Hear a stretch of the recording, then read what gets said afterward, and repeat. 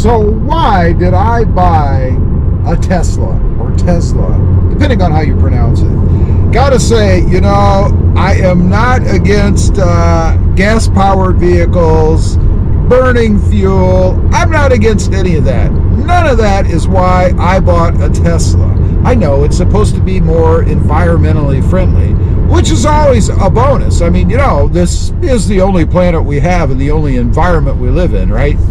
But that's not why I bought a Tesla. There's a few reasons. Number one, they changed the body design of the Model 3 to something that I really like. I think it's very sporty looking, sexy almost. I think it's pretty darn nice. It caught my eye. And you know, I have a problem. When vehicles catch my eye, I can't help to pick them up, right? Now, there was a little bit of hesitation on my part because it is an electric vehicle.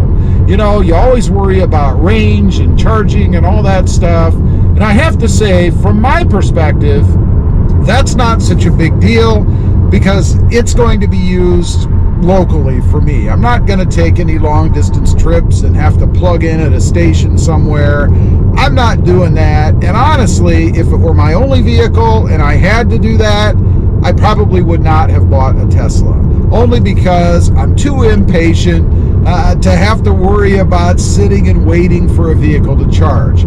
I just plug this one in at home, and for my purposes, it's perfectly fine. Next up, the technology. I love technology. I really do.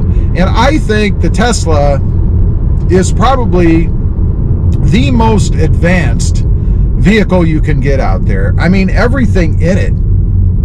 Of course, the way that it operates, I mean, it is battery powered.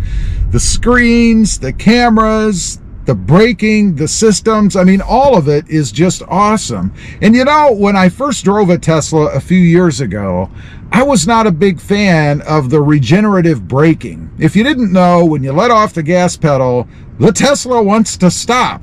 Well, it wants to slow down, and it does that because it's using the motion of the vehicle, I'm explaining this very simply, to recharge the battery somewhat. Now, I will say, in watching the battery gauge in mine and just driving around and stuff, I don't really notice any big change in the battery percentage as a result of regenerative braking, but I'm sure at some point something of a percentage point that it actually increases the range of the Tesla.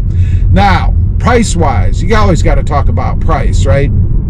Gotta say, I was a bit surprised at the price. It really is pretty darn reasonable when you compare it to other vehicles out there. You're not going to pay a ton more money or any more money for a Tesla, at least not the Model 3. I realize when you get into the higher up trim levels and stuff like the S and the Plaid and all that stuff, you're going to pay a fortune, but not for the Model 3. It is affordable, I think, for the average person. Now, again, going back to range, you've got to consider how you're going to use the Tesla, right? If you're one of those like me that, as I mentioned, doesn't want to sit at a charger and wait for it to get back up to high percentage, I guess, full charge, and then it's probably not for you. Comfort and stuff inside this vehicle, that was something else I was going to be concerned about. And I know there are a lot of people out there who, when they look at the interior of the Tesla, it's very plain, very basic. There aren't a lot of gadgets and widgets and openings and stuff in the car. You look in it and it's pretty simple. You have a steering wheel and you have a screen, which, by the way, the screen in this thing is top notch. I mean, it's like Tesla took the Apple's highest iPad and biggest iPad, I guess, and stuck it in here. And maybe they did.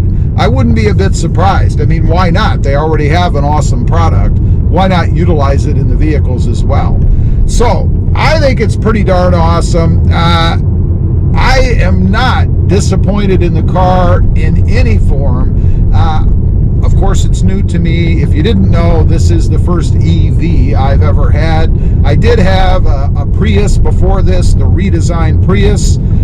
It was the hybrid, though. It was not the plug-in hybrid. So really, it was not a lot different, I guess, than a gas-powered vehicle, in that you didn't have to plug it in or do anything. It was all regenerative off of the car itself. So this is a complete departure from that for me. And I have to say, this is even better. And that's saying a lot, because I really liked the Prius. It was a pretty awesome car. This one looks better a little bit, and everything else is just better on the inside, I think. Now, would I buy it again? Are there any regrets? I don't have any regrets. Maybe the only thing I didn't like about the process actually was that, at least in Texas, you don't really deal with Tesla themselves. You deal with a Tesla shop, a Tesla store, like a service center, because in Texas, they cannot sell the Tesla directly to you. I actually bought this car out of California. Everything I did was handled through California and then relayed back either to me or through the store that I bought it at, which means all of the paperwork and stuff that they want, like the transfer of title from your existing vehicle, payment, and all of that stuff, has to be done through their systems or through California. That can be kind of a bummer, especially if you're impatient like I am and you want to put your hands on the vehicle as soon as possible. I don't know.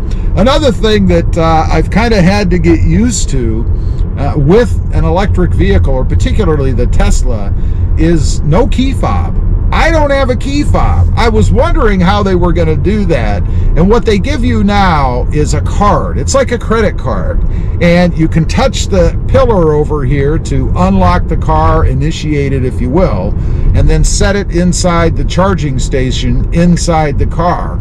Or you can link it via Bluetooth to your phone, and then anytime, as long as you have your phone on you, you walk up to the car, it recognizes you, allows you to start up, drive away. It locks automatically when you walk away from it. I love that feature.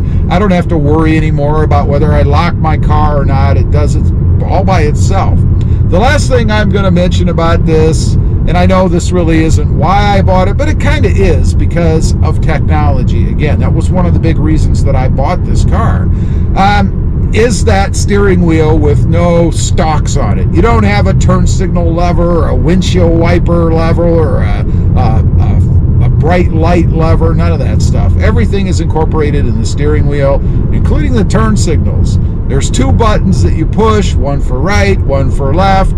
That takes a little bit of getting used to, but I have to say it is much quicker, the learning curve, than I thought it was going to be. Really, after being in the car for only a couple of days, I've already gotten used to that, and I don't have any issues remembering that I have to push a button to start the turn signals. It's just freaking awesome. I highly recommend it. If you're in a situation where an electric vehicle would benefit or suit your lifestyle, definitely ought to check one out. Leave a comment. Let me know if you've got a Tesla, or maybe you've driven one.